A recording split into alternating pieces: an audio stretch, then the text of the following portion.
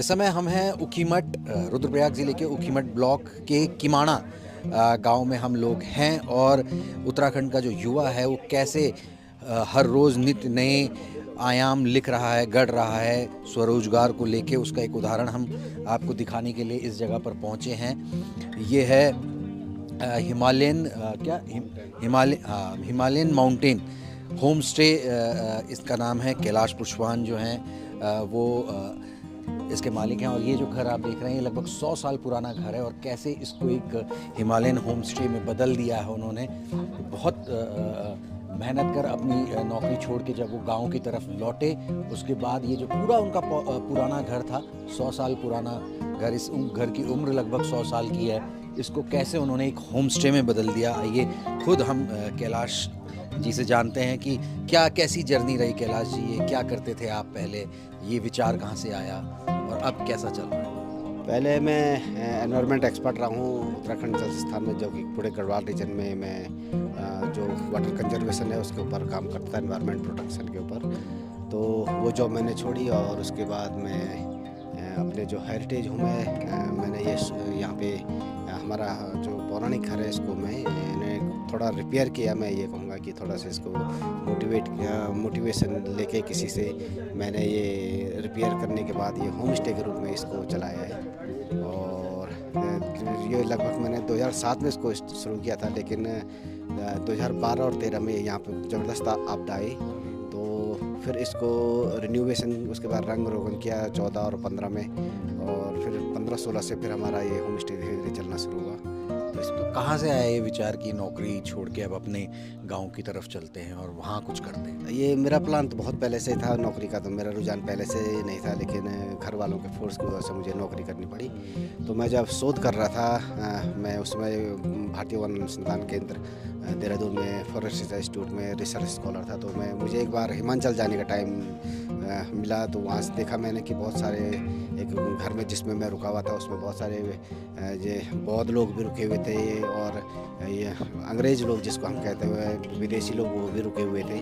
तो मैंने उनसे पूछा कि भाई ये क्या चीज़ है, ये आपके रिश्तेदार हैं? तो उन्होंने कहा कि ये रिश्तेदार नहीं, ये गेस्ट होते हैं, ये टूरिस्ट होते हैं जो यहाँ पे घूमने आते हैं, और हम इनको यहाँ पे अपने घर में रुकवाते हैं और इनसे चार्ज लेते हैं, जो घर का खाना पीना होता है वो सब वही खिलाते हैं। तो वहाँ से मैंने 2007 और 8 में ये चीज़ें वहाँ पे देखी थी। तो मेरे मन में आया कि भाई हमारे घर में तो इससे भी सुंदर घर है, हमारे पहाड़ में बहुत सारे घर ऐसे सुंदर है, तो मेरा घर भी उसमें बहुत सुंदर था। तो यहाँ से तब मेरे मन में आया और उस समय से ही मैंने ये शुरू किया। तो वहाँ से कैलाश जी एक बार हम टूर भी कर लेते हैं घर का, और आपसे जानते भी रहेंगे कि कैसी आपकी जर्नी रही है अभी तक।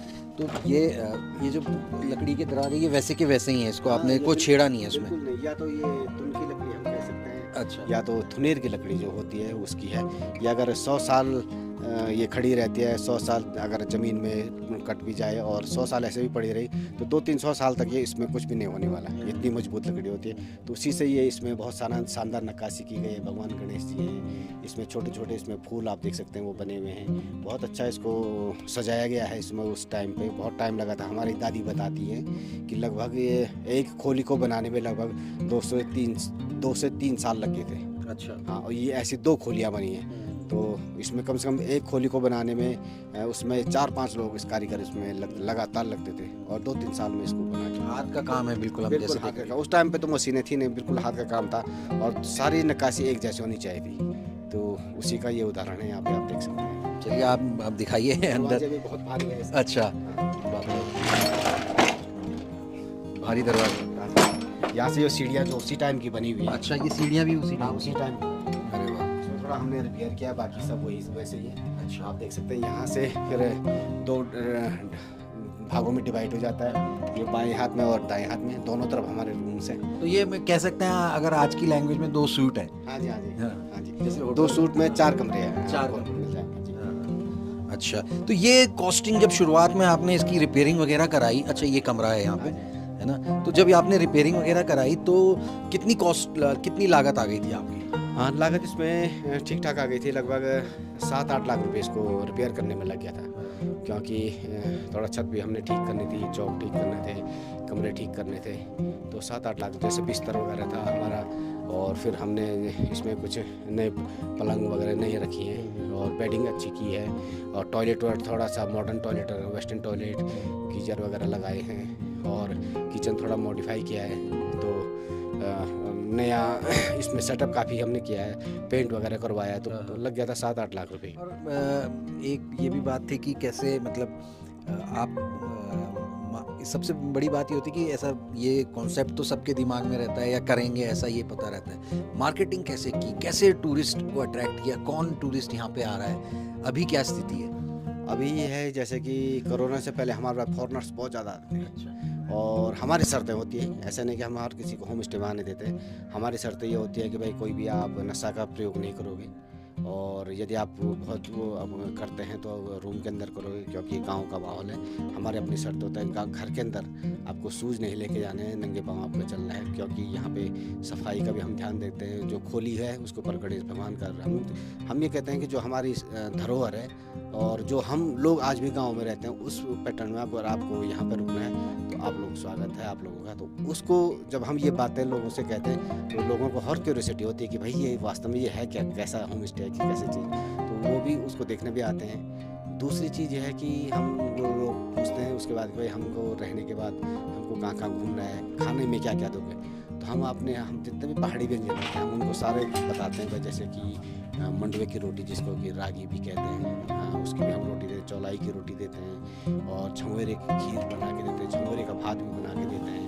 और जैसे सीजनेबल जो सब्जियां होती है, कंडाली की सब्जी है या कंडाली का साग है वो देते हैं। और जैसे हमारे पास चौंसा होता है, भटवानी होता है, वो सब यहीं पे होता है गाँव। बल्कि हमारे जो फार्म्स हैं इसी से होता है। आसपास के गाँव से हम सब्जी वगैरह भी लेके आते हैं, खरीदते भी हैं, खुद भी उगाते हैं। तो जो भी हमारा यहाँ पे प्रोडक्ट है हम अपना ही घर का अधिकतर लोगों को खिलाते हैं। लेकिन एक नया कॉन्सेप्ट हम लोगों को कैसे बताएंगे कि ये होम स्टे है, तो बहुत सारे कम से कम नहीं भी आएंगे 300-400 लोग इसको देखने आ गए थे। हमने कहा कि भाई ये प्रोग्राम है, वहाँ पे एक घर बना हुआ है पहाड़ी घर, और उसमें टूरिस्ट रुकने के लिए हम जो हमारे यात्री हैं तीर्थाटन वाले हैं या पर्यटन वाले हैं उनको रुकने के लिए हमने बनाया है। तो हम ये प्रोग्राम कर रहे हैं, आपको पहले इस प्रोग्राम को देखना हो तो 300 के करीब 400 के करीब लोग आए होंगे यहाँ पे।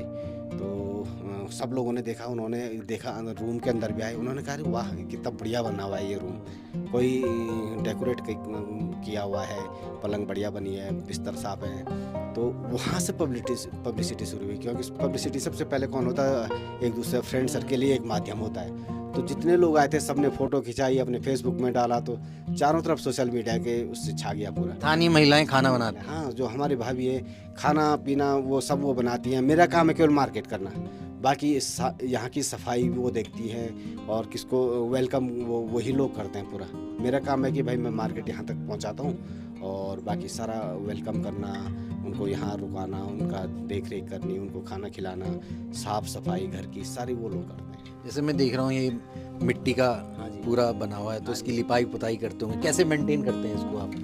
ये समझ लीजिए सर, हर दूसरे तीसरे महीने में हम इसको लिपाई पुताई करते हैं। और इसमें जैसे गोबर वगैरह है, मिट्टी का है, भूसे का है, उसका बना के फिर हम जो हमारे नेचुरल तरीके से जो पहले से होता हुआ आया है उसी को करते हैं। क्योंकि ये पत्थर की दीवार है, इसमें हमने सीमेंट वगैरह का यूज़ नहीं किया है, जहाँ बहुत ज़रूरी है वहाँ किया है, नहीं तो नहीं किया है। वैसा ही जैसे पहले है वैसे ही किया है, उसको थोड़ा रंग रोगन। फ्लोर भी क्या है? फ्लोर भी पूरा इसमें तखत पड़े हैं, ऊपर से मिट्टी पड़ी है और हमने इसमें हल्का सा मैट लगाया। देखो आप चलेंगे तो हल्का हिलेगा, जैसे पूरा हिल रहा है। हाँ, वैसे ही बना हुआ है। और ये भी देख रहा हूँ मैं, जैसे ये बने हुए हैं आपके जो घरों में होते थे रोशनी के लिए, ये पूरा आपने वैसे ही हाँ, वो वैसे कुछ मैंने इस पे कुछ नहीं किया, मैंने केवल इसको रंग रोगन किया है। बाकी जो 100 साल पुराना 80 साल पुराना डिज़ाइन वही है। अच्छा, मधुमक्खी के लिए भी होता था ये चीज़? हाँ, हर कमरे में है वो। अच्छा। अभी हमने 2 साल पहले तक किया था, आपदा के टाइम पे थोड़ा सा है कहीं पे? बिल्कुल बहुत सारा मैं आपको दिखा सकता हूँ। ये देख लेते हैं।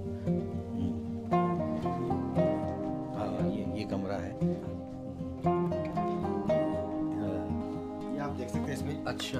हाँ, ये मधुमक्खी ये पूरा होता था इसमें। देखिए अब ये अभी हमने इसका ना ये निकाल रखा पट्टा, नहीं तो हम इसमें मधुमक्खी पालन भी करते हैं। अच्छा। हाँ, क्योंकि मधुमक्खियाँ भाग गई ना, कई बार ये हो जाता है कि भाग भी जाती है, तो यहाँ से ये छेद होता है, इस छेद से बाहर से भी छेद है, यहाँ से भी छेद है। हर कमरे में हमारे ये है मधुमक्खी पालन का। तो हम पुराने ज़माने में एक कॉन्सेप्ट था कि मधुमक्खियों का शहद के लिए उनको भी जगह मिल गई रहने के लिए, और क्योंकि उस समय चीनी गुड़ वगैरह होता नहीं था, तो ये दवाई का काम भी करता था और मिठास का काम भी करता था। तो ये बहुत बढ़िया ये वहाँ पे यहाँ पे लगा हुआ है। ये एक और कमरा है आपका जैसे दिखा देते हैं। ये पूरे मिट्टी की लिपाई इसमें हुई है और बड़ा कंफर्टेबल लग रहा है। इसको थोड़ा सा मॉडर्न बनाने की कोशिश आप लोगों ने की है, जैसे यहाँ पे ये शीशे वगैरह लगाए बाहर उजाला करने के। खिड़कियाँ हमने बड़ी की है, बाकी वैसे ही रखा हुआ पूरा।